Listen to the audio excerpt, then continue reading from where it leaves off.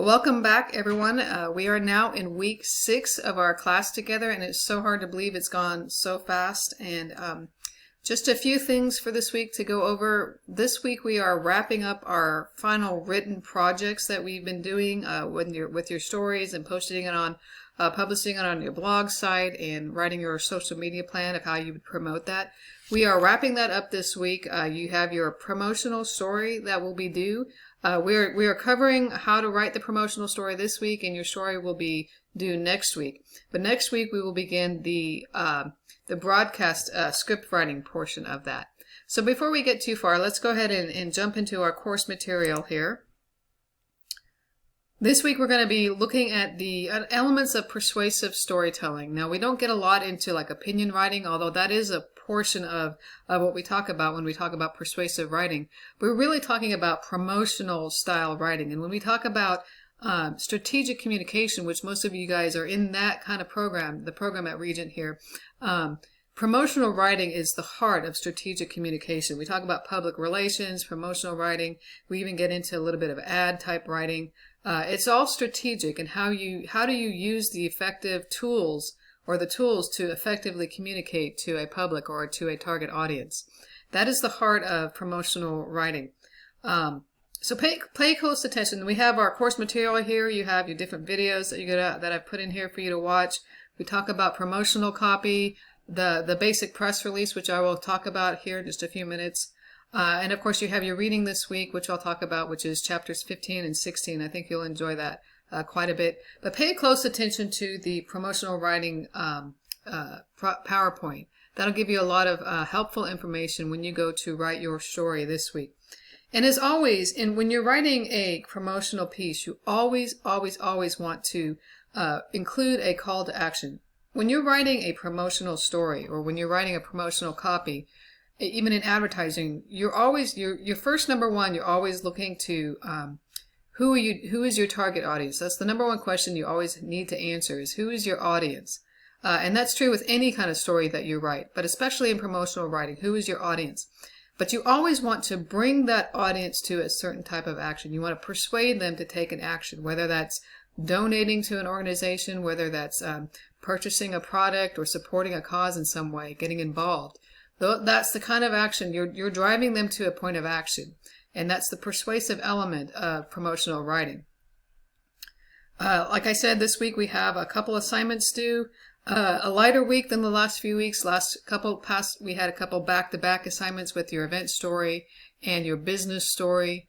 And this week you have a lighter assignment, but I think it'll be really fun. It's the social media content, strategic content plan. So, or a strategy one-page plan. It's just a one-page sheet, 10 questions that you'll go through and answer, and you'll be basically coming up with a strategy in a hypothetical sense of a real organization of how you would create content or what you would want to do on social media to promote a specific campaign for your organization that you choose.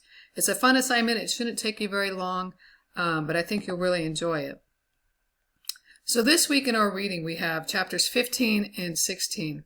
And chapter 15 covers advertising mostly. We don't do a lot of ad writing in this class, but it just covers some of the basics. And again, as with any kind of promotional writing or any kind of writing, you always want to ask first, who is your audience? Who are you writing to? And why are you writing? What do you want them to do? And you want to consider the 3 different purposes of writing, of ad writing specifically. Number one, as I was just talking about, is to persuade. You want to persuade an audience to your side. You want them to take some kind of action.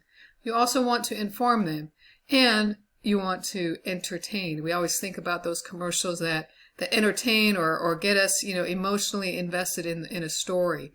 This is kind of a funny example, but I think about the Christmas car commercials where, a husband or a wife goes out and buys a car to surprise their spouse.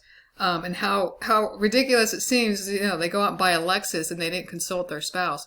But you're invested in that story, and it tells a story, and it's persuasive to get a car. Now, I'm not going to run out and go get a Lexus, but it entertains, and it captures the heart of their message. And so that's just a simple, silly example. But you always want to engage the heart. You make them laugh a little bit, you entertain them, you engage the emotions, and that's a very persuasive technique in any kind of promotional writing. Your ultimate goal, again, is to always to get your audience to take some kind of action in promotional writing. That's why we call it a call to action. And when you're writing your promotional story, it's critical to include some kind of call to action for your audience. Usually it's at the very end, and you give them the tools or the next step to take, whether it's a phone number, a website, or whatever you want to do, or whatever you choose to do. You want to give them some kind of call to action.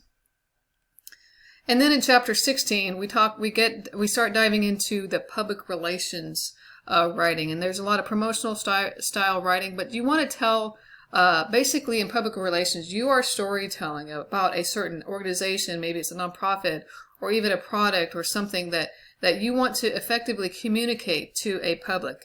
Maybe, and again, you have to think about who is your public. If you're working for an organization and you're in public relations, who is that public? What do they need to know, and how do you need to write to them to effectively communicate? Telling a good story. Good writing is good writing, and you always want to tell a good story. Effective promotional writing and public relations always humanizes a story. If you're writing for a nonprofit or charity organization, you think about how many, like World Vision or these kind of organizations that support children across the world, and how they use the children, their faces, their stories to grab the heart. They humanize the story. They connect with their audience, and they identify. You help your people identify with your organization or your cause, and it moves them to want to take action. And so humanizing the issue is powerful. It cannot be underestimated in effective promotional writing. It's a good writing no matter what. In news stories, you can tell a basic factual story, but when you put a face on that story, it makes the story so much more powerful, and it really drives home the message that you want to communicate. The author also talks a little bit about structural things to consider when you're writing, the different stages of public relations writing. So read through that and pay close attention to the press release. I was just talking about this a few minutes ago, and you have a video here about your public relations or the basic press release. Make the journalist's job easy for them. I, as a journalist, have seen, I can't tell you how many press releases I've seen. They email them to me, or you just get them. And a poorly written press release won't even see the light of day. I can't tell you how many I've seen that it's just so unorganized. It's hard to tell what the story is even about or what their message is even about. But when you use when you use like the inverted pyramid style, you've basically done their job for them. You've told them what the story is about, why they need to know it. You've given them the resources that they need to investigate further. You've done their job for them. If you use that basic inverted pyramid style, it's so helpful and far more effective in getting your message out to the media. As a public relations professional and in strategic communications, you want to control the narrative of what is being talked about out there about your organization. I think your author uses an example of British Petrol. We know that, years ago they had a big oil spill. It damaged the reputation of their company. And this was years ago. Now they still have some residual impact from that negative image, but good public relations will overcome that negative image. I think about, I was thinking on the way home from church today, I was thinking, people really do have short memories, especially when it comes to big things like that, Publix. But the reality is they have short memories because somebody in public relations did the work to overcome those negative things.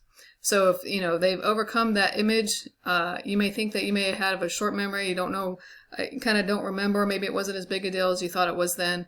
But the reality is somebody probably did their due diligence in overcoming that negative image. So that's just a little bit of an example, especially in like crisis communication.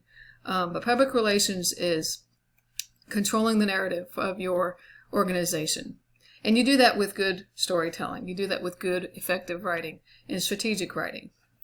So that is our class for this week. And next week, again, we will be diving into the script writing. And we'll start covering that for next week. Your final project, of course, won't be due until the following week, which will be our last week. But again, if you have any questions during the week, I always say, shoot me an email. I'm always happy to help. And if you have any concerns, shoot me an email. I'll get back to you as soon as I can. I'm usually pretty quick to get back to you. So I pray you guys all have a wonderful week. And again, email me if you need to.